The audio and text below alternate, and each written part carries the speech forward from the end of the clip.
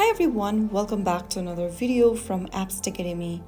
Today in this video we will be learning how to download Udemy application on your iOS device.